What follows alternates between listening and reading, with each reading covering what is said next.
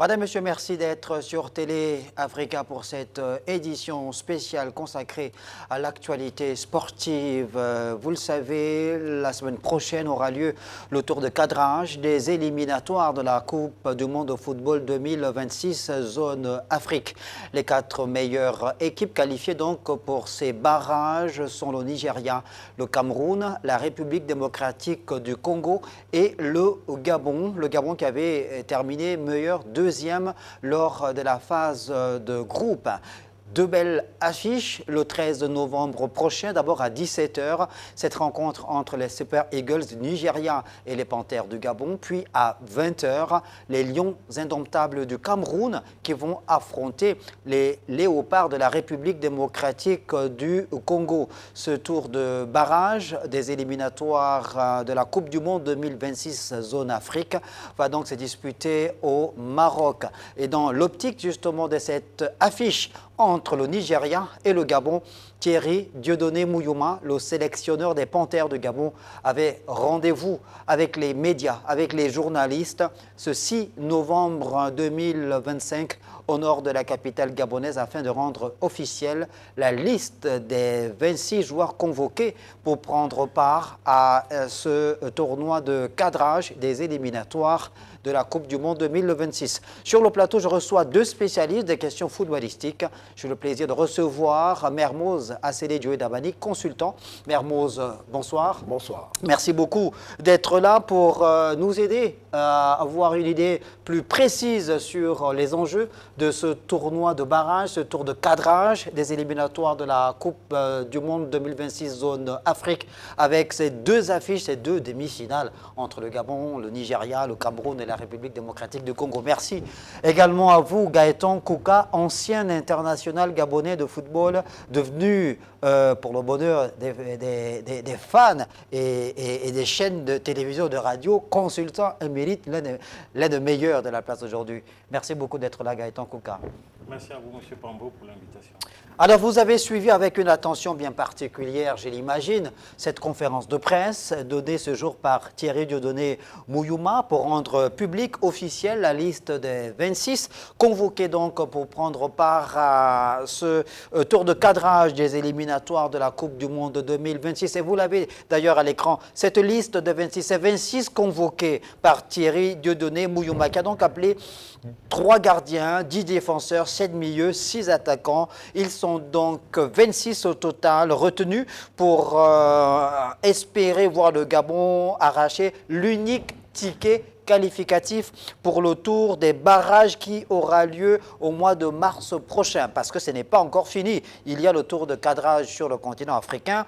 L'unique qualifié du continent africain ira prendre part au dernier tournoi qualificatif qui aura lieu donc au mois de mars 2026. Alors messieurs, dans ces 26 convoqués par Thierry Dieudonné Mouyouma, on retrouve notre noyau dur, l'ossature même des Panthères de Gabon, Mermoz. Bien sûr, on retrouve cette ossature, notamment le gardien de but avec Loïs Baba, le gardien du Stella d'Abidjan. On va dire quoi, nos défenseurs que l'on connaît le plus, notamment Ekole Manga qui est là, notre bien ancien Ekole Manga, les frères Royono, et Jacques Ekomi et Yohan Obiang, qui seront maintenant accompagnés par Aaron Apinangoy. Et on va noter le retour de Alex Mouketou, qui avait manqué un peu lors des 2 dernières journées. Au milieu de terrain, toujours les mêmes, Mario Lemina, Kanga Geller, Didier Dang. Et en attaque, toujours Pierre-Emerick et Denis Bouanga pour, on va dire, emmener un peu l'attaque gabonaise. Gaëtan Kouka, évidemment, on n'est pas du tout étonné de voir ce noyau dur-là. C'est le noyau dur, ce sont des joueurs d'expérience dans toutes les lignes, derrière, au milieu de terrain, mais également en attaque. Il n'y a rien à dire par rapport à la convocation des doyens, des joueurs expérimentés. C'est normal qu'ils soient là. Nous sommes dans la continuité en termes de stabilité, en termes d'expérience et en termes justement de qualité. Parce que, comme vous le savez bien, c'est 90% de cet effectif qui aura conduit justement la calme technique Thierry Dieudonné Mouyouma en tête desquels justement à ce niveau. Donc c'est tout à fait logique que cette stabilité soit justement maintenue et donc entretenue. Stabilité entretenue évidemment puisque la rencontre du 13 novembre prochain face aux Super Eagles de Nigeria est un match décisif. Évidemment une grosse explication entre Nigérians et Gabonais. Mais dans cette liste des 26, évidemment Thierry Mouyouma nous a habitués désormais depuis ces derniers mois. Thierry se projette déjà dans l'avenir puisque une fois de plus on retrouve des jeunes à qui il fait confiance. Et là, au niveau des gardiens des buts, on a bien noté qu'il y a un sortant et un entrant. Oui, on avait l'habitude d'avoir comme troisième gardien souvent Ngoubi, Fotso. Maintenant, on voit le petit Mungenou, Mabialas, le 15 qui arrive. Il joue en U17 à Sarcelles, donc en France. C'est pour vous dire que peut-être le mettre dans le bain des Panthères et commencer à avoir ces nouveaux visages qui vont peut-être faire les Panthères de demain, parce que c'est vrai que Loïs Baba, on sait qu'en termes de gardien de but, on peut jouer très très très longtemps. C'est vrai que Loïs Baba a pris la place de, on va dire, après les Ovono et puis à Monome. Maintenant, nous avons Loïs Baba qui va sûrement peut-être garder ses cages pendant un bon... Désormais capitaine, voilà, rester là. Voilà, et qui va peut-être garder ses cages pendant longtemps. Mais on commence à préparer aussi le derrière, parce que après, il faudra voir. On a eu souvent ce souci où on avait un Ovono qui avait mis du temps, et après on avait du mal à trouver la relève. Je crois que c'est maintenant bien de pouvoir injecter de nouveaux joueurs dans cette équipe. Ce qui est bien dommage, c'est toujours le sempiternel problème. Ce dont on rappelle, c'est qu'on aurait voulu voir aussi peut-être des gardiens de la place de notre championnat, mais championnat oblige qui n'est pas encore commencé. Qui n'a pas encore repris.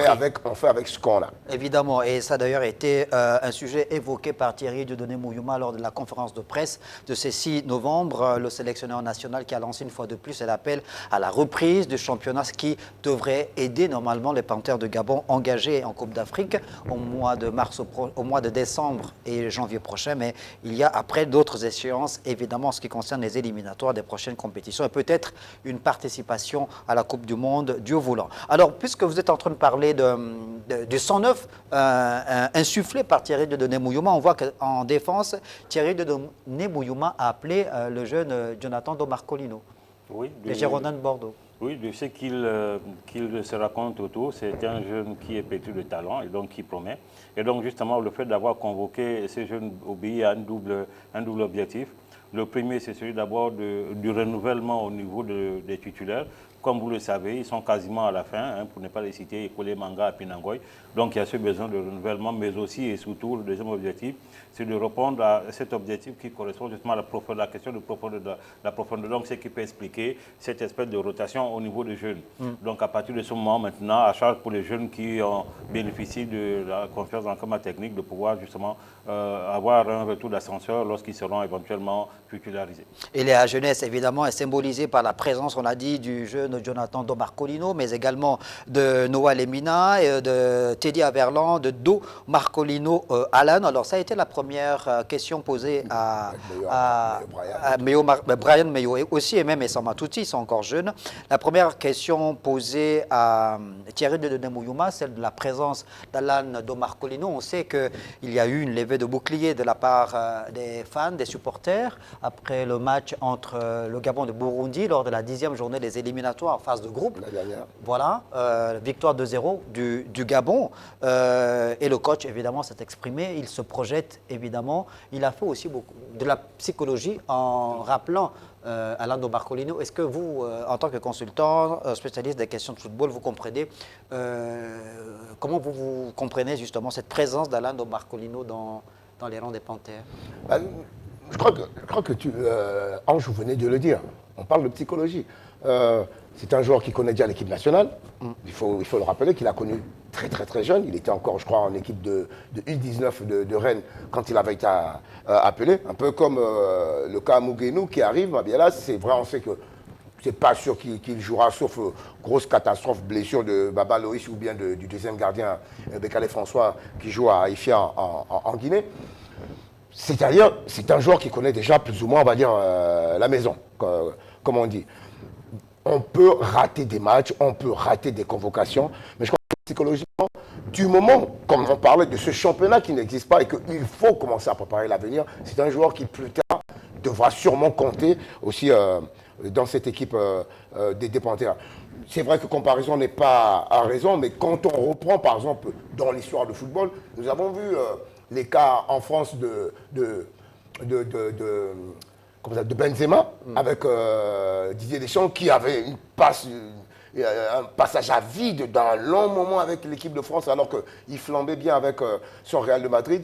Et Didier Deschamps lui faisait confiance et disait toujours que non, c'est pour qu'il soit toujours dans la maison, qu'il soit concerné. Parce qu'il y a, c'est certes, la vie en club, mais il y a aussi une vie avec l'équipe nationale. Donc psychologiquement, l'écarter d'un coup, alors que vous savez que vous avez un problème de profondeur de banc, comme l'a si bien dit Gaëtan, avec un championnat qui ne se joue pas, serait aussi peut-être tuer psychologiquement ce genre de joueur qui pourrait toujours revenir dans la tanière. Évidemment. Et Gaëtan Kouka, sur ce cas, Alain Domarcolino, le sélectionneur national, Thierry Dieudonné-Mouyouma a également insisté sur le fait qu'il, lui, a le regard du technicien, il y a le profil du joueur qui est un attaquant de pointe, de fixation, qui apporte beaucoup sur le front de l'attaque des Panthères. Il n'a pas été à son avantage sur le plan de la réussite face au Burundi, mais dans le jeu, il a pesé sur la défense burundaise.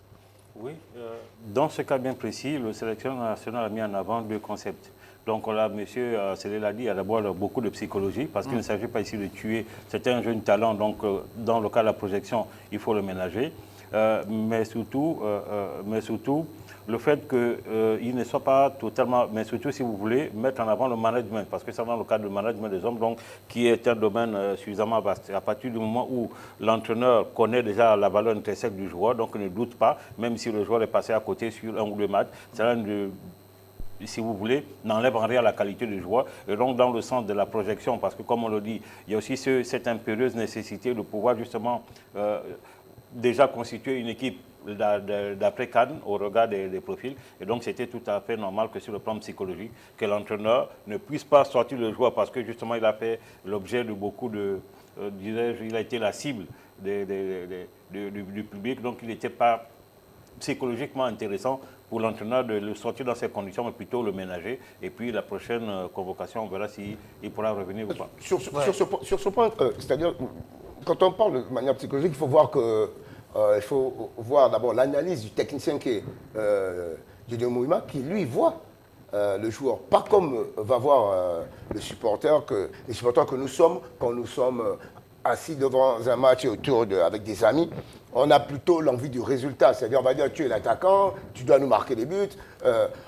Même Pierre-Emerick, qui est, on va dire, le fer de lance, en guillemets, le vétéran, le chef de l'attaque gabonaise, quand il ne marque pas de but sur 2-3 matchs, il fait l'objet de toutes les critiques. Oui, ben on le voit flamber à Marseille, mais il ne marque pas avec l'équipe nationale. Même chose pour Denis Bouanga. Oui, en ce moment, meilleur buteur au niveau du Los Angeles FC, meilleur buteur en même temps même du club. Il vient de prendre ce titre sur l'histoire du club. Quand il ne marque pas sur 2-3 matchs, ils ont ces critiques.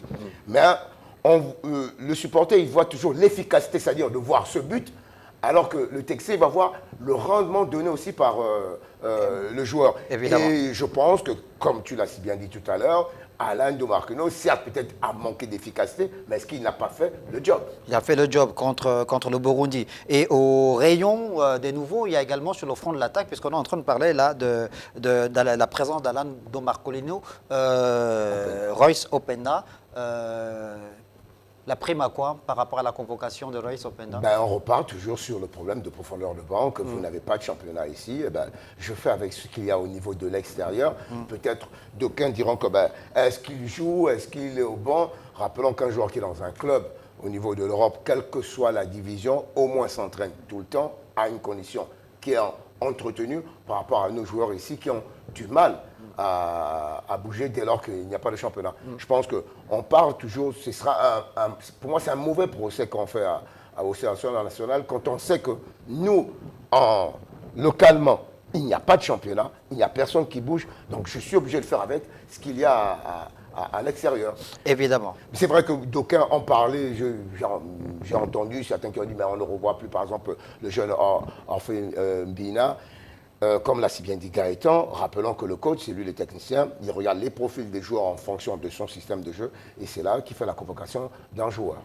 Alors, 26 convoqués par Thierry Dieudonné Mouyouma pour prendre part à ce tour de cadrage des barrages des éliminatoires de la Coupe du Monde Zone Afrique 2026 qui aura lieu du 13 au 16 novembre prochain. Nigeria-Gabon, c'est donc la première affiche de ces barrages. Le match aura lieu à 17h au Maroc. Et dans ces 26, il y a sur le plan défensif, on l'a dit, l'ossature même, l'expérience avec la présence de Bruno Ekolemanga, Roland Penango, Yohan Obiang. Là, il y a ceux qui sont désormais titulaires depuis que Dieudonné Mouyouma est présent, Jacques Ekomi. Il y a les frères Oyono aussi. On note, Gaëtan, le retour d'Alex Mouketou. Alors,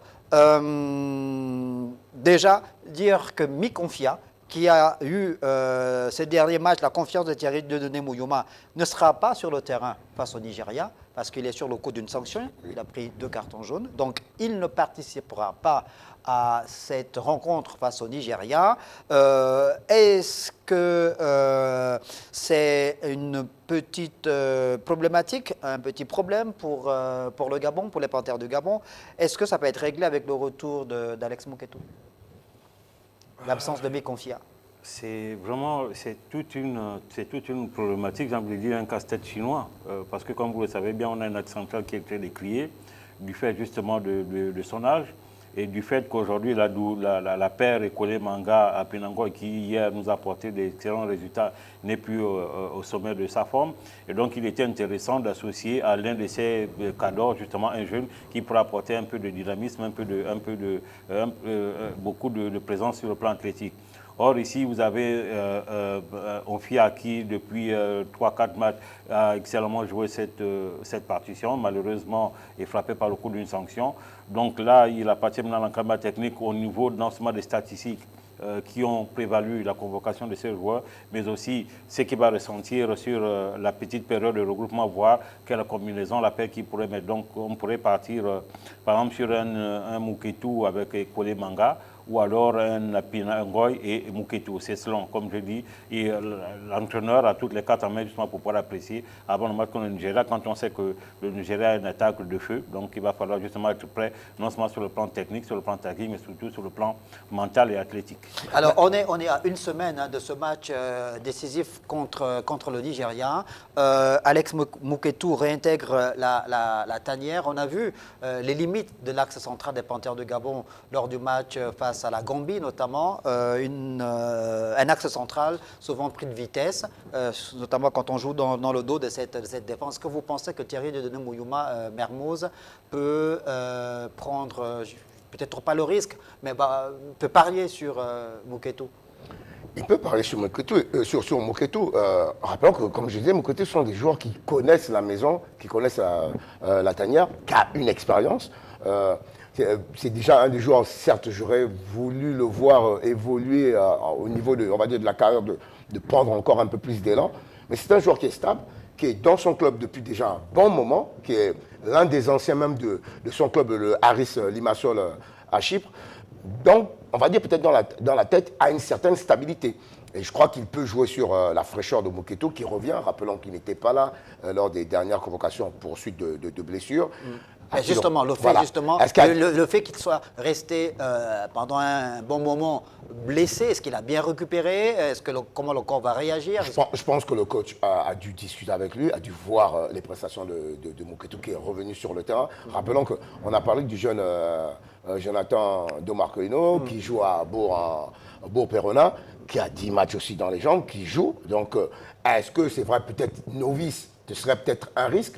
Mais je pense qu'il va peut-être prendre le risque d'un Mouketou expérimenté qui connaît déjà quand même ce niveau avec les Panthères, peut-être pour suppléer un Ekolemanga ou un éventuel Apinangoy. Parce que comme l'a si bien dit Gaëtan, en face on a un Nigeria qui a commencé timidement ses éliminatoires, a terminé tout feu tout flamme avec un Osimhen qui nous a planté, je crois, un triplé face à la dernière victoire qui leur assurait la deuxième place qualificative face au Bénin, le 4-0. Il met un triplé, même si j'aime bien titiller un peu nos amis de la CAF en disant que ce Nigeria se retrouve qualifié et même le Cameroun se retrouve qualifié avec le dernier règlement qui a été changé sur la fin à cause du groupe où l'Érythrée avait pris un forfait. Parce que si on était resté dans les vrais calculs, on n'aurait même pas le Nigeria dans ce barrage. Évidemment. Et donc, une équipe qui est rachetée comme ça, elle est encore plus revanchard et aura envie de montrer quand même que c'est le Nigeria. Et donc, il faut s'attendre vraiment à un match très compliqué et difficile.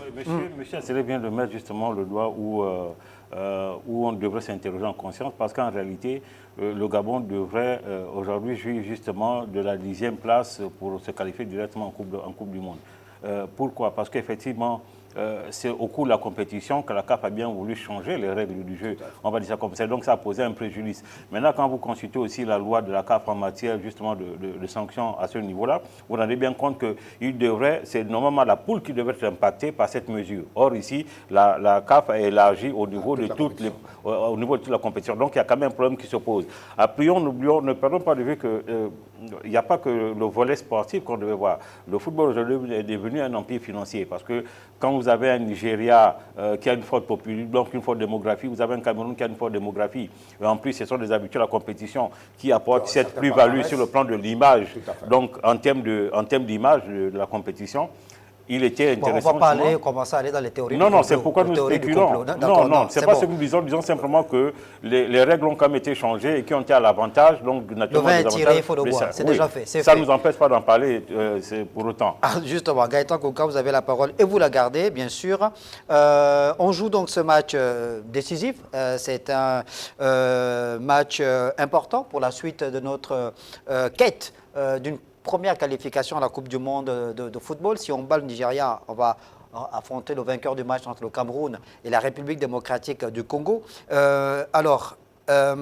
le plan défensif, on est toujours en train de parler de la défense, le retour de Mouketou.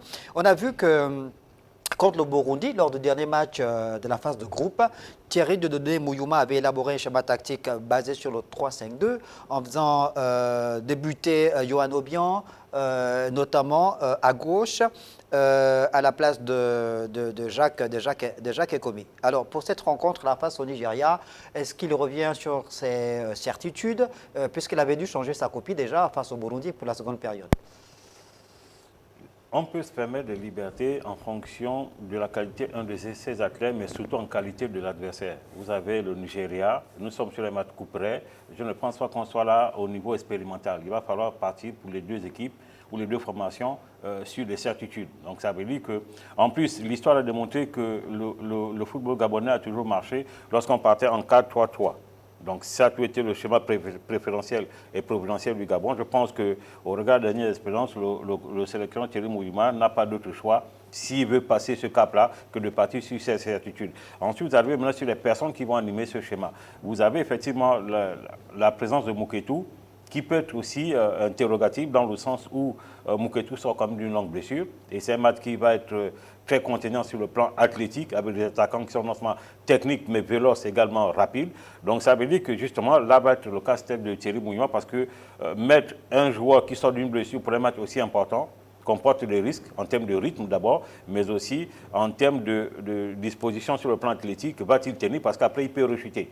Donc là, ça va être vraiment à ce niveau, ça va être le casse-tête. Maintenant, vous avez la possibilité d'avoir, je pense, Yaris Mbamba qui est là, qui lui, depuis est dans la tanière, fait des matchs, des bouts de match, mais qui au moins sur le plan athlétique est totalement prêt. Donc ça peut être une solution justement pour pallier à l'absence de Mouketou. Prêt physiquement, mais le problème par rapport au profil, justement, vous venez de parler de la puissance de frappe de cette attaque des Super Eagles. Victor Osimhen, à ce moment, marche sur l'eau. C'est un attaquant non seulement qui est efficace, mais qui est très rapide. C'est le cas également de Lookman Adebola, qui est en train de revenir à son meilleur niveau. Donc, après, c'est les boire. Comment arriver? Il y en a qui ont dit, pour que le Gabon arrive à annihiler la puissance offensive des Super Eagles, il faut qu'on soit très fort au niveau du milieu de terrain dans les phases de transition pour empêcher les transmissions justement des ballons des milieux nigérians vers leurs attaquants. Ah, bien sûr. C'est là où va se jouer le match. Maintenant, tout dépend du dispositif que va mettre et le système que voudra mettre comment voudra jouer Dieudonné face à cette équipe du Niger? Faut-il leur laisser le ballon, essayer de les contenir et aller sur la contre-attaque, ce qui peut être, on va dire, risqué dans le sens aussi où subir un match avec des attaquants aussi techniques et véloces que sont, on parle certes de Osimhen, mais on oublie que Lookman, il revient, parce que comme je disais, c'est une équipe qui vient avec ce changement qui leur donne une nouvelle chance. On va dire qu'ils sont dans une forme de dynamique. Voilà, donc ils se qualifient face au Bénin avec un 4-0, ils sont revanchards parce que pour eux, ils ne se voyaient même pas dans ce barrage. Et c'est quand même le Nigeria, donc on va vouloir assurer, montrer que nous sommes le Nigeria. Adebola Lookman qui sort l'essai de boire, qui a vu ce non-transfert qu'il espérait du côté de l'Inter, qui a fait qu'il a boudé pendant un moment son club, l'Atalanta, et maintenant de retour, revient à son niveau. Rappelons que c'est le dernier ballon d'or africain en attendant le prochain qui va être nommé. Donc, moi, ces équipes revanchards, attention. Mais d'un autre côté, rappelons que le Gabon a terminé meilleur deuxième de ces qualifications, a montré un très bon visage, a envoyé un message, notamment ses confrontations face à l'ogre ivoirien qui était, on va dire, le favori du groupe, avec ce match nul à Franceville qui tient un fil. Si, on va dire toujours avec des si, on pourrait refaire le monde. Si cette frappe de Babika était un poteau entrant, c'est le Gabon qui serait pratiquement en Coupe du Monde. Donc même les Nigériens, il ne faut pas le croire, mais même ces équipes-là, puisqu'on va dire que dans le groupe de 4, le gros palmarès, il est chez les autres, avec le Cameroun, le Nigeria et la RDC. Le Gabon, c'est peut-être le petit poussé, mais on va dire l'outsider. Non, clairement sur le plan historique, en voilà, termes de palmarès, le Gabon c'est le petit poussé. Le petit poussé de ces barrages. barrages. Et là, au classement FIFA. Voilà. Mais en classement FIFA et avec l'image montrée par le Gabon lors de ces éliminatoires, je pense que même les équipes adverses disent attention à ces Gabonais qui sont quand même en ce moment, on va dire, un peu tenaces, hargneux face aux grandes équipes. Maintenant, il va falloir passer ce cap de pouvoir vaincre un grand, voire deux grands, pour aller au prochain tour des barrages. Et moi, je veux dire que la présence justement de Kylian Amphia qui est suspendu dans la tanière montre que on a un coach qui dit que je peux le faire. Le ballon est rond pour tout le monde, comme on dit. C'est un match qui se joue sur une seule confrontation. Il n'y a pas d'aller-retour. Donc tout peut arriver. Et pourquoi pas Kylian, je le mets parce que moi, je pense que je peux aller à la finale de ces barrages et Kylian pourra revenir. Évidemment. Alors, la rencontre est très importante pour les deux équipes, évidemment, pour les 4 d'ailleurs, engagés dans ce tour de cadrage des éliminatoires de la Coupe du Monde Zone Afrique 2026, Gaëtan Kouka. Toujours sur le schéma tactique, on revient à ce match finalement qui est un match plus ou moins référence face au Burundi, le 3-5-2. Première période, le Gabon qui déjoue, qui livre une mauvaise copie. Seconde période, au vestiaire, le sélectionneur national Thierry Mouyouma revoit sa copie, revient sur un schéma tactique plus traditionnel, change surtout des hommes et de positionnement des hommes, parce qu'il fait sortir Gaylor Kanga au milieu de terrain, il fait rentrer André Biyogo-Poko, il fait monter Mario Lemina juste derrière les attaquants, avec les entrées des jeunes Matouti et Brian Meyo, il change complètement la physionomie du match et le Gabon s'impose 2-0. Est-ce que vous pensez, le cas Kanga, est-ce que le cas Kanga, ça devient un cas parce que le coach parle beaucoup de culture tactique. Or, Kanga Gaylor, au niveau du milieu de terrain, est l'un des joueurs les plus désordonnés sur le plan tactique. Est-ce que vous pensez que, face au Nigeria, quand on regarde ce qui s'est passé contre le Burundi, où il a fait sortir Kanga, qui est quand même l'un des doyens, l'un des cadres, est-ce que vous pensez qu'il le met d'entrée dans le 11 de départ, mais il lui demande de jouer derrière les attaquants, ou il fait reposer Kanga, il reste sur la bonne prestation de Mario derrière les attaquants, il fait rentrer André Biyogo-Poko? Lorsque le sélectionneur publie sa liste, avant de la publier, il sait déjà qui va appeler, c'est pourquoi il la rend officielle, il a déjà ce qu'on va appeler un plan de jeu. Et il sait qui va animer ce plan de jeu. Sauf dernière retouche à l'entraînement en cas de blessure ou en cas de discipline qui pourrait changer ce dispositif. Donc le problème ici se pose non seulement sur le dispositif, mais surtout sur l'animation. Parce que quel que soit le dispositif que vous mettez en place, il faut des hommes pour l'animer. Que ce soit 4-3-3, 4-2-5, c'est une question d'animation.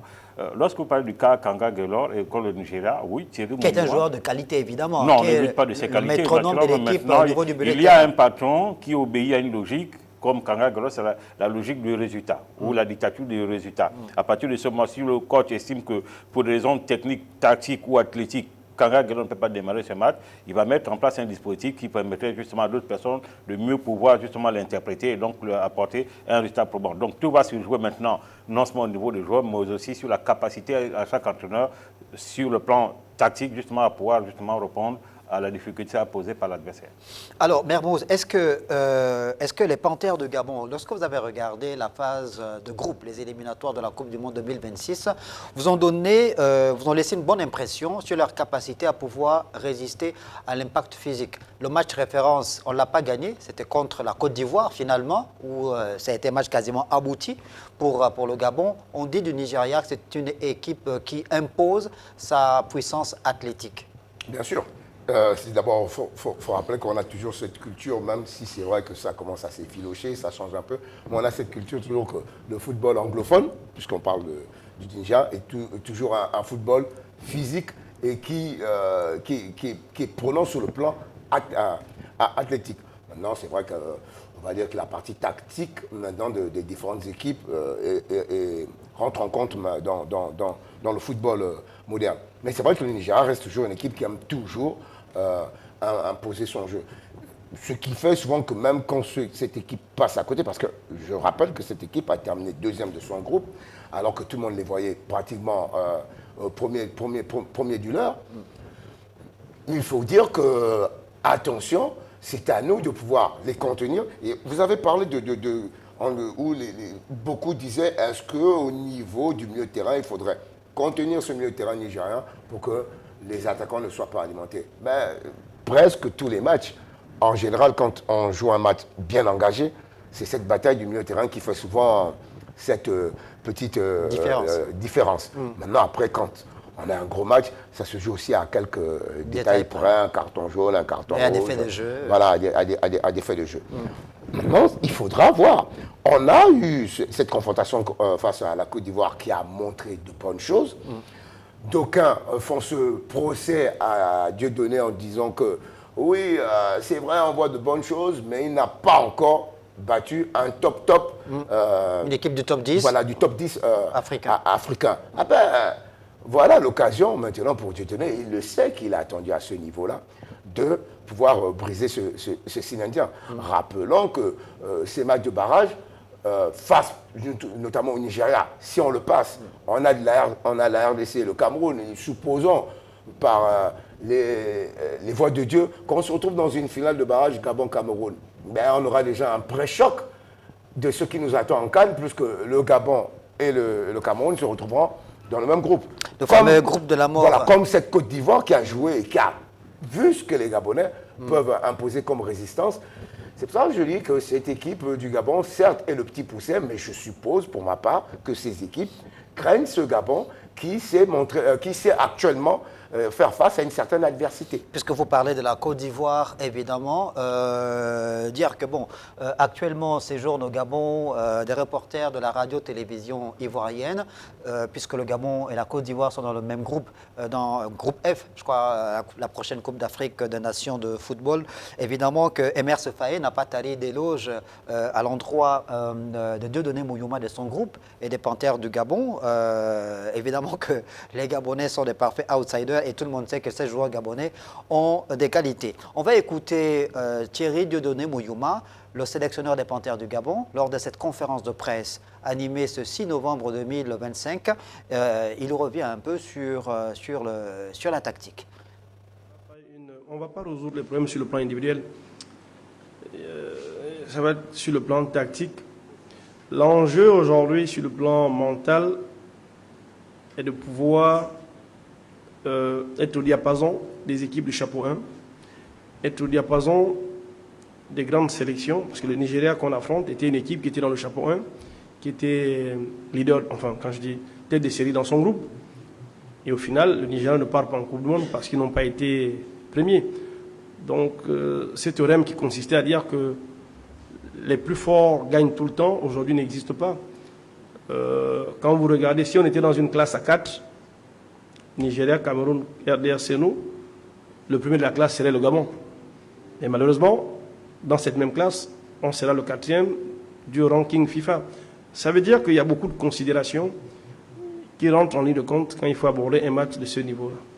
Et je disais tantôt que nous allons jouer une compétition, le barrage, qui pour moi ressemble au niveau des matchs à élimination directe de la Coupe d'Afrique des Nations. Si le Gabon envisage de continuer à grandir, continuer à briser ce plafond de glace, dépasser les quarts de finale dans une compétition CAN, il faut qu'on soit capable d'accrocher les grandes nations africaines. Et le Nigeria en est une. C'est justement l'objectif. Donc c'est déjà un déblocage sur l'aspect mental. Et nos joueurs qui sont des compétiteurs, qui eux ont l'habitude de faire ces grands matchs, le savent mieux que quiconque. Sur l'aspect mental aujourd'hui, nous connaissons notre attente. Et vous avez là l'aspect sportif. Mais vous avez aussi l'aspect patriotique, qui consiste à dire que nous devons représenter notre nation. Nous avons un rêve, c'est celui de faire la Coupe du Monde. Et ce rêve, il existe toujours.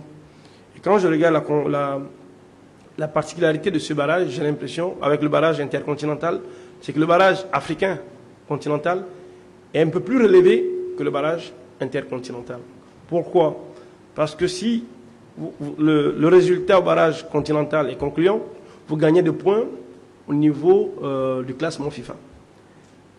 Et quand vous arriverez avec la CAN qui va suivre, une très bonne CAN, vous pouvez vous retrouver à ne jouer à l'intercontinental qu'un seul match pour la Coupe du Monde. C'est encore un point de motivation intrinsèque important pour nos joueurs de l'équipe nationale. Vous savez, comme ça, on en aura plusieurs. Et aussi, rajouter qu'aujourd'hui, au sein de l'équipe nationale, la fonction de psychologue qui n'était pas occupée sera dorénavant occupée. Donc ça veut dire qu'il y aura un travail de fond qui sera fait à l'intérieur même de la tanière. Le sélectionneur national s'exprimait là plutôt sur les aspects liés à la psychologie, l'aspect mental, évidemment, Mermoz, qui est très important. On laisse le temps à la régie de nous trouver cet extrait où on parle de tactique, la culture tactique, de l'importance pour les Panthères de Gabon de pouvoir avoir une discipline de jeu sur le plan tactique. Alors sur le plan mental, psychologique, ce type de rencontre ou ce type de tournoi-là, les Panthères en ont besoin. Ils en ont besoin.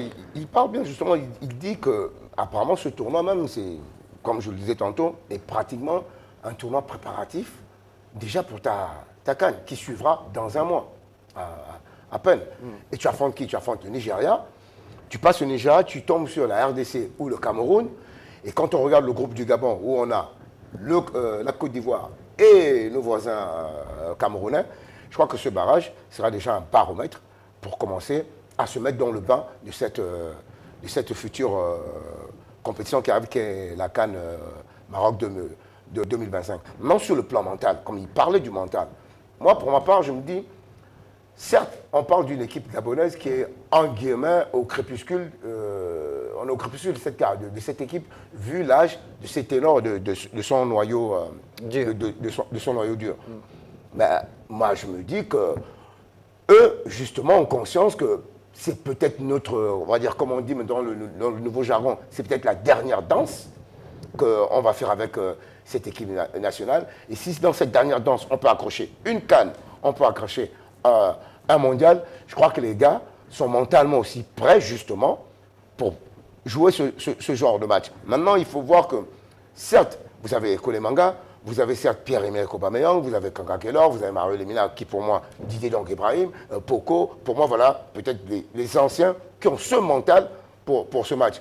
Maintenant, il faudra insuffler psychologiquement ce mental aussi à ces jeunes qui participent maintenant dans la tanière. Et c'est pour ça que je suis d'accord avec le coach quand il dit que ce barrage pour moi est déjà la préparation pour la suite de la compétition. Si on passe, il faudra passer le Nigeria, il faudra passer un Cameroun ou un RDC, et après il faudra aller affronter des équipes de niveau international. Même si pour ma part, quand on essaie de voir plus ou moins les équipes qu'on va affronter dans le barrage international, je suis d'accord avec le coach national quand il dit que le barrage africain est même peut-être plus costaud quand on regarde les équipes que sont le Cameroun, la RDC et le Nigeria, sont peut-être même plus costauds que certaines équipes qu'on va aller affronter lors du barrage intercontinental, même s'il ne faut pas vendre la peau de l'ours avant de l'avoir tué. Gaëtan Kouka, Nigeria-Gabon, match décisif très important pour les deux équipes qui espèrent aller au bout de ces phases de qualification pour la Coupe du Monde de football 2026 pour arracher le ticket qui pourrait faire en sorte que l'Afrique ait 10 équipes l'année prochaine en Coupe du Monde. Le Nigeria, une équipe, on le sait, qui a un passé glorieux, qui a eu des grands joueurs, évidemment, on le sait aussi. Une équipe athlétique au regard des gabarits. On en a aussi quelques grands gabarits, notamment derrière, avec Ekwele Manga, Aaron Apindangoy, des joueurs costauds aussi, comme Jacques Ekomi, qui est très costaud. Et puis devant, évidemment, on l'a dit, il y a de la qualité. Il va falloir travailler les phases de coups de pied arrêtés, faire attention évidemment, les coups francs, les corners, avec ces grands gabarits nigérians là. Oui, mais toutes les situations de jeu seront passées au crible par l'encadrement technique. Je pense que ça sert que c'est l'entraînement. Et regardez les points forts, autant collectivement qu'individuellement. C'est pourquoi justement on met en place une tactique. Après, la question sur le mental, moi je me pose quand même des questions parce que lorsque vous voyez notre équipe qui est quand même à 90, sinon à 95% de joueurs expérimentés qui ont leur actif minimum 3 cannes, j'ai envie de dire, 2 cannes, j'ai envie de dire, et peut-être 3e et 4e pour certains, ça veut dire qu'on a le mental est prêt. Ensuite, quand on parle de match référent, vous avez, sur le plan athlétique tout au moins, vous avez le match contre la Côte d'Ivoire. N'oublions pas qu'on a joué match retour à Franceville. Le match retour à Franceville, on a joué contre le champion d'Afrique, qu'on a malmené de la première à la dernière minute.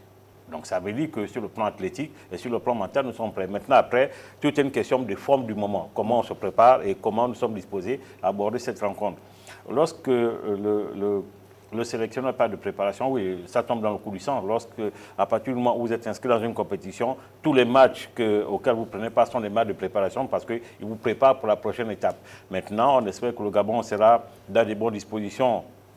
J'ai envie de dire, au niveau de l'environnement, l'équipe nationale, si vous voyez ce que je veux dire, qu'il n'y aura pas de débat d'ici là pour que les gens puissent se concentrer totalement sur le match contre le Nigeria, parce que je reste convaincu qu'au regard de l'analyse du factuel, le Gabon est, si vous voulez, en pole position par rapport au Cameroun, par rapport au Nigeria, par rapport au Congo, parce que le Gabon est le premier des meilleurs deuxièmes, avec 22 buts marqués. Personne n'a fait autant, ça veut dire que le Gabon a un potentiel. Maintenant, quand vous comparez les statistiques, en termes de buts marqués, le Gabon est au-dessus. En termes de buts encaissés, c'est quasiment la même chose. Maintenant, tout dépend, comme je dis, c'est le factuel, tout dépend de la disposition du moment pour pouvoir justement se donner. Et il y a un paramètre important, M. Mermoz l'a signifié, et c'est très important. Ce qu'il faut retenir pour cette génération, même si c'est une action continue, mais chaque génération doit marquer de son empreinte. La qualification pour une Coupe d'Afrique au niveau du Gabon, je n'ai pas envie de dire que c'est plus grand-chose, mais c'est plus considéré au même titre que la première génération qui a qualifié le Gabon. Donc ça veut dire que la génération de Ekwele Manga, Pierre-Emile Kobameyan, Bouanga, Kanga, Gaylor et Apindangoy, aujourd'hui, devraient davantage rentrer dans l'histoire en inscrivant leur nom pour une qualification de Coupe du Monde. Et là, on aura quelque part progressé. Alors, dans l'histoire, les confrontations entre les Super Eagles du Nigeria et le Gabon ne sont pas très nombreuses. Il y en a eu. Avantage au Nigeria par rapport au nombre de victoires, même si le Gabon a déjà battu le Nigeria à l'époque des Green Eagles, je pense. Mais est-ce que vous pensez, Mermoz, que, on est en 2025, désormais, on a de la qualité. Lorsqu'on joue, Gaëtan venait de le dire, la première Coupe d'Afrique des Nations de Gabon en 1994, notre premier adversaire en CAN, c'est le Nigeria. Voilà, et on a encore les souvenirs de ce match-là. On avait vu une équipe de Gabon qui découvrait la compétition, qui n'avait pas fait la meilleure des préparations, qui avait peut-être trop respecté les Green Eagles du Nigeria. Est-ce que justement, là, Thierry Mouyouma en parlait, désormais il y aura, je crois, un psychologue au sein de la tanière, le mental, la psychologie. Est-ce que le Gabon devrait respecter, enfin, le Gabon respecte, est-ce que le Gabon devait faire profil bas devant le Nigeria? Ben non, justement, non.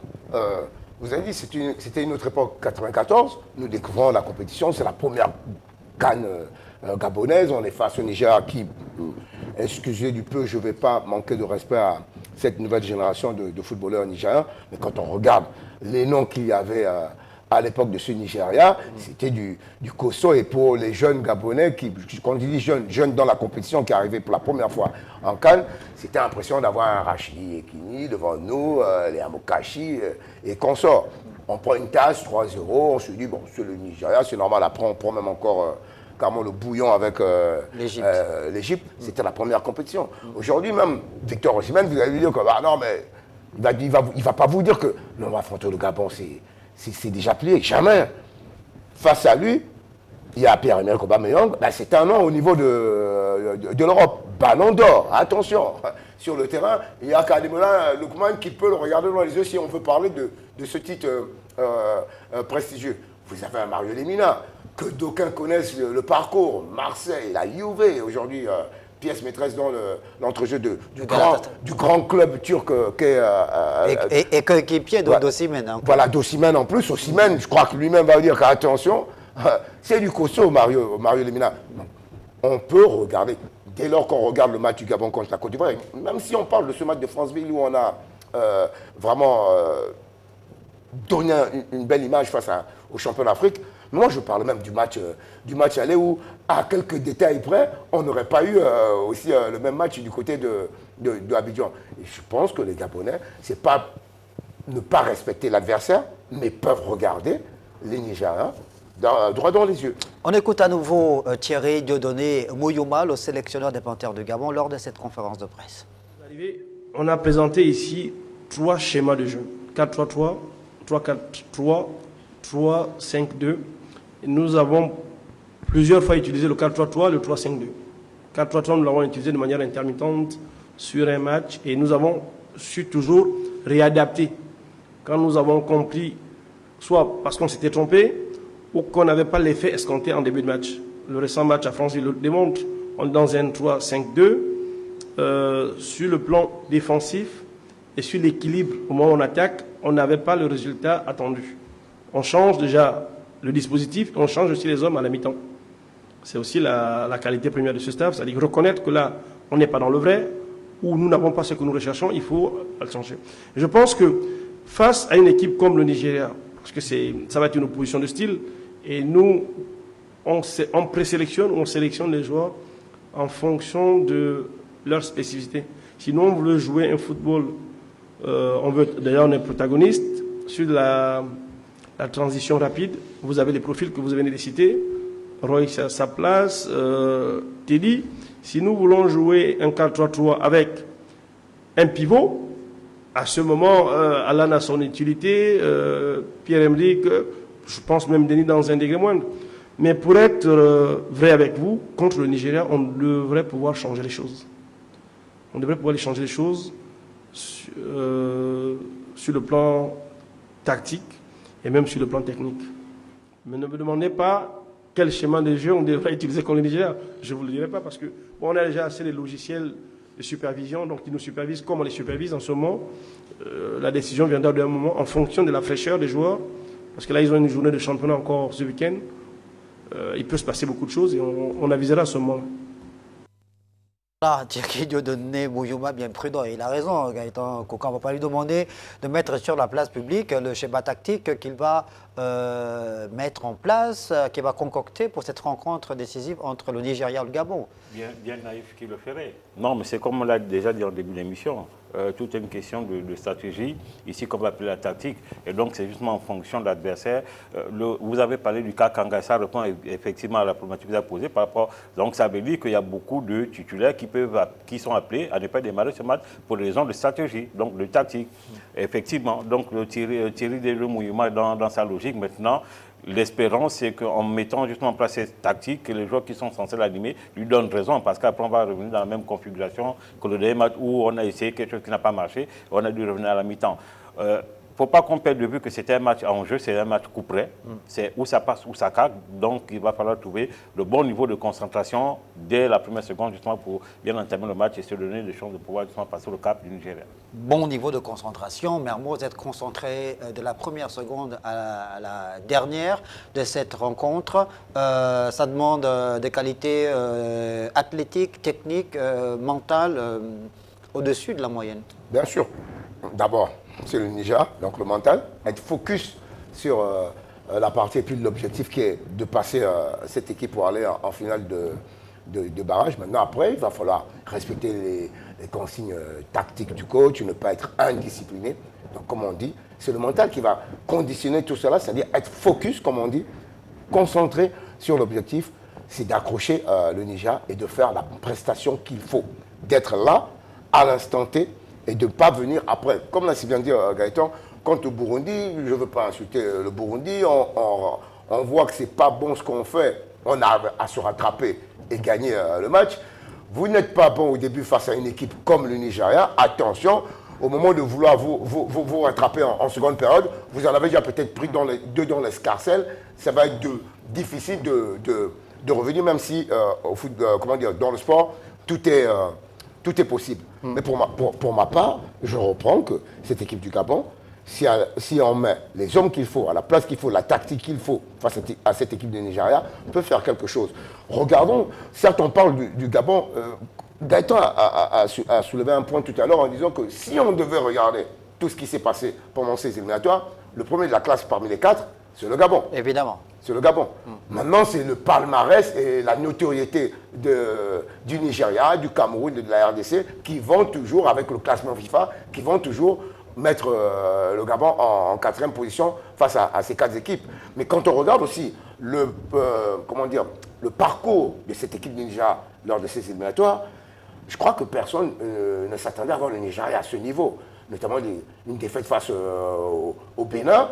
Ça veut dire qu'il y a peut-être des failles dans cette équipe que l'on peut exploiter et qui pourraient être à l'avantage de l'équipe gabonaise. Évidemment. Alors, Gaëtan Kouka, est-ce que, évidemment, que pour Thierry Dieudonné Mouyouma, il ne s'agit pas simplement de préparer les garçons à jouer ce match contre le Nigeria, mais l'ensemble du tournoi des barrages, puisque après le Nigeria, le 16, ce sera la finale pour affronter le vainqueur du match entre le Cameroun et la République démocratique du Congo. C'est-à-dire qu'il faut partir avec un état d'esprit de conquérant jusqu'à la finale. C'est ça, il faut être focus jusqu'au bout.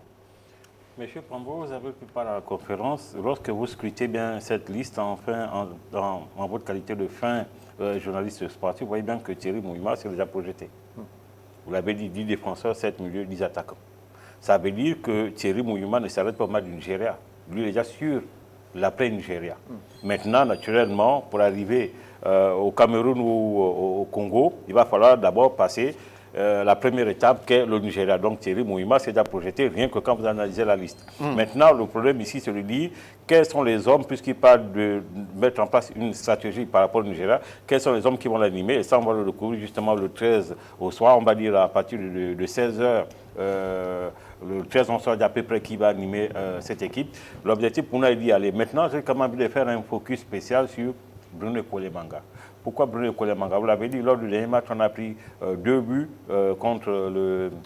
3 buts contre la Gambie. Contre la Gambie, justement pour des questions de faute individuelle. Mais 2 qui partaient de l'axe. Ça veut dire que si Bruno Kolemanga, qui n'est plus très jeune, qui n'a plus toute sa vivacité et qui n'a plus toute sa puissance en termes de course, s'il n'arrive pas à avoir les 5 mètres derrière son défenseur central, on risque d'avoir des problèmes. Donc ça veut dire qu'il va falloir qu'il soit concentré non seulement à ce niveau, mais également les ailiers du débordement nigérien qui sont très vivoltants, justement de faire attention à ce qu'ils ne soient pas pris par les côtés. Donc ça veut dire que Kolemanga, d'abord lui, et ensuite ceux qui sont à ces postes devront être très performants sur ce match-là, si on veut espérer gagner, en espérant que le milieu de terrain nous ressorte la même prestation que contre le Maroc, contre la Côte d'Ivoire, où elle a pris l'ascendant psychologique, mental, et tactique et technique sur la Côte d'Ivoire. Une rencontre décisive donc importante dans le cadre de ces éliminatoires de la Coupe du Monde 2026. Zone Afrique, Nigeria, Gabon, Cameroun, République démocratique du Congo, au Mermoz. Les Lions indomptables du Cameroun vont affronter ce 13 novembre en soirée à 20h les Léopards de la République démocratique du Congo. Un Cameroun qui n'est pas au meilleur de sa forme, mais un lion blessé reste un lion très dangereux. Évidemment, on connaît la capacité du Cameroun à rebondir. La République démocratique du Congo, ça reste l'une des meilleures équipes africaines de ces dernières années, même si elle n'a pas toujours été la fête. Elle est arrivée au dernier carré de la dernière Coupe d'Afrique des Nations en Côte d'Ivoire. C'est deux potentiels adversaires que le Gabon pourrait affronter en finale. C'est vraiment Thierry Dieudonné Mouyouma, les Panthères ont du grain à moudre, il y a de la matière, c'est vraiment un final. J'ai entendu un journaliste sportif français qui disait que c'est même un Final Four. Oui, c'est un Final Four, mais c'est exactement le terme, c'est un vrai Final Four. À la différence que, par exemple, quand on parle de Final Four dans les compétitions, par exemple, occidentales ou outre-Atlantique, on a souvent un match se joue sur, je crois, sur 3 matchs, voire 5 matchs. Et au meilleur des 3 matchs ou au meilleur des 5 matchs, vous passez au tour suffisant. Là, nous sommes dans un Final Four. Nous sommes dans un Final Four qui plus, on va dire, comme c'était un huis clos, parce que tout se joue sur un seul match. On est comme dans une demi-finale de Coupe d'Afrique, si je peux le oui, mais vu le niveau, voilà. vu la qualité des équipes. Nous sommes dans une demi-finale de Coupe d'Afrique, donc on joue, on va aller jusqu'à 90 minutes, 120 minutes s'il le faut, et après une séance de tir au but, plus que tout se joue sur un seul match, et en plus on va dire bonne terre, terrain on va dire sur terrain neutre. Donc on est vraiment comme si on était déjà dans une grande compétition. Certes, il y a du grain à moudre pour les Gabonais, mais je reprends que quand on regarde, et je m'appuie sur ce qu'a dit Gaëtan, le numéro 1 de la classe, c'était nous. Et quand on regarde le palmarès justement de nos adversaires, ce sont eux plus qui sont. On est même surpris que certains d'entre eux se retrouvent à ce niveau de la compétition. Donc, il faudrait que nous, on garde ce mental de guerrier, parce que s'il y a une équipe qui est, en guillemets, c'est pas que je dis qu'on n'aurait pas pu passer l'ogre ivoirien, mais s'il y a une équipe qui est plus à sa place dans ces barrages, c'est d'abord le Gabon. Pour les autres, c'est un côté revanchard que je suis le grand et je me retrouve en barrage. Prenons le cas de la RDC dans son parcours. La RDC avait une occasion de pratiquement, en guillemets, assurer sa qualification. C'était de gagner le Sénégal à Kinshasa. Match perdu à la maison. Ils se plantent. Alors qu'ils ont mené au score, ils se plantent. Contre les Lions de la Teranga. Même chose pour le Cameroun. Cameroun, Cap-Vert, tu prends le bruit avec le Cap-Vert, tout le monde dit, ah non, c'est quand même le Cameroun, c'est pas le Cap-Vert qui va nous la faire. Mais on oublie que cette équipe du Cap-Vert, quand on l'a regardé lors de la dernière CAN, elle avait déjà montré des prédispositions. Et c'est pour ça que je dis que, certes, le Gabon fait peut-être office de petit poussé parmi ces 4 équipes engagées pour ce petit mini-tournoi de barrage. Mais je pense que peut-être c'est l'équipe que tout le monde dit faisons attention à cette équipe parce que nous avons eu des déboires face justement à ce genre d'équipe que nous avons pris de haut. Et après, on s'est fait surprendre. Moi, je pense que pour nous, nous devons garder la même dynamique que nous avons eu jusque-là pour arriver à ce niveau, en sachant que laissons la pression à ces grandes équipes qui doivent faire leurs preuves. Nous devons seulement jouer notre football. Voilà, on écoute Thierry Dieudonné Mouyouma, qui cette fois revient sur un propos tenu par Victor Osimhen, qui est le joueur emblématique des Super Eagles de Nigeria et qui a déclaré dans la presse qu'il souhaite, qu'il va tout faire pour emmener les Super Eagles de Nigeria en Coupe du Monde. On écoute la réaction du coach gabonais. Première question, Ismaël, comment il s'appelle? Osimhen a dit qu'il ferait tout pour amener le Nigeria en Coupe du Monde. Mouyouma dit il fera tout pour amener le Gabon en Coupe du Monde. Et je pense qu'à cette question, Pierre-Emerick avait déjà répondu. Et il a démontré en marquant 4 buts contre la Gambie. Et contre le Burundi, il était dans la possibilité de rentrer dans son club pour préparer les matchs. Il est resté à côté de ses coéquipiers pour démontrer qu'il voulait réellement mener cette équipe nationale en Coupe du Monde. Donc ça, j'ai presque rien à dire là-dessus. C'est une motivation, c'est un appel au rassemblement. Il veut que son équipe soit groupée derrière lui pour l'effort. Il a aussi dit à la CAN dernière qu'il ferait tout pour donner la CAN au Nigeria. Malheureusement, la Côte d'Ivoire l'a gagné. Bon, ce sont des paroles motivantes que tout le monde emploie, avec conviction ou sans conviction, ça n'engage que les auteurs. Maintenant, par rapport à Mick, oui, Mick, effectivement, pour 2 cartons successifs, il est suspendu. Mais sauf que, si vous regardez bien, nous jouons une demi-finale face au Nigeria, et en nous qualifiant, nous avons une finale à jouer. Vous ne l'avez pas perdu d'esprit. Qui veut aller loin, c'est seulement ce que nous avons fait. Voilà, Thierry Dieudonné Mouyouma qui est donc revenu sur ce propos de Victor Osimhen et il a été clair. Osimhen veut qualifier le Nigeria pour la Coupe du Monde. Mais Thierry Dieudonné Mouyouma, lui, il est déterminé à qualifier le Gabon pour la Coupe du Monde. Donc c'est dire, si le match est déjà lancé, on s'achemine tout droit vers la fin de cette édition spéciale consacrée à cette forte actualité en lien avec ce tour de cadrage, ces barrages de la Coupe du Monde 2026 Zone Afrique. Le 13 novembre prochain, 2 rencontres décisive, le Gabon opposé au Nigeria, ou plutôt le Nigeria opposé au Gabon. La rencontre, les 2 matchs se jouent à Rabat. Le match Nigeria-Gabon aura lieu dès 17h. Il aura lieu dès 17h au stade, à Rabat. À Rabat donc, au stade El Barid de Rabat. Voilà. Et à 20h, ce sera le choc entre les Lions indomptables du Cameroun et les léopards de la République démocratique du Congo. Comment vous réagissez par rapport à la mobilisation des médias internationaux par rapport à ces affiches? On sent une montée d'adrénaline. Oui, mais c'est logique. Vous avez là quand même les 4 meilleurs représentants de l'Afrique au sorti justement des éliminatoires. Donc, c'est un enjeu qui est non seulement sportif, il est économique, il est médiatique, il est même politique. Donc aujourd'hui, le monde se développe à travers le football. Donc cet enjeu, justement, qui est d'abord un enjeu républicain, devrait justement mener toutes les parties prenantes, quand les parties prenantes sur le gouvernement, la fédération, justement, à pouvoir se mouvoir et mettre l'équipe nationale dans les conditions idoines pour pouvoir vraiment représenter le vert jaune bleu. Merci beaucoup Gaëtan Koka d'être passé sur le plateau. Merci également à vous Mermoz Asseledjo et Dabani. Gabon, Nigeria, Nigeria-Gabon, ce sera le 13 novembre prochain à Rabat au Maroc. Le match rentre dans le cadre du tour des barrages des éliminatoires de la Coupe du Monde 2026 Zone Afrique. Merci de nous avoir regardés. Bonne suite des programmes sur Télé Africa.